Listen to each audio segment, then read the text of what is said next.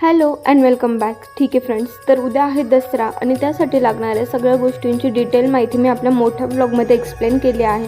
So तो जाऊन check करा. जर चेक केला नसेल तर त्यानंतर आज उपवासाचा शेवटचा दिवस होता, सो विचार केला की चला ठीक आहे, आज एकदा लास्ट टाईम परत राजगिऱ्याची भाकरी आणि जे काही शेंगदाण्याची चटणी वगैरे आहे ती खाऊन घेऊ, कारण उद्यापासून आपलं नॉर्मल भाजी पोळीच खाणार आहे. तर ठीक आहे, आज जेवणात मी तेच म्हणजे जे काही मला फराळासाठी बनवायचं होतं, सो राजगिऱ्याची भाकरी आणि शेंगदाण्याची चटणी बनवली. त्याचा डिटेल ब्लॉग मी वेगळा बनवला आहे. सो आज भाकरी बऱ्यापैकी चांगली जमली होती, सो तीसुद्धा तुमच्यासोबत शेअर केली.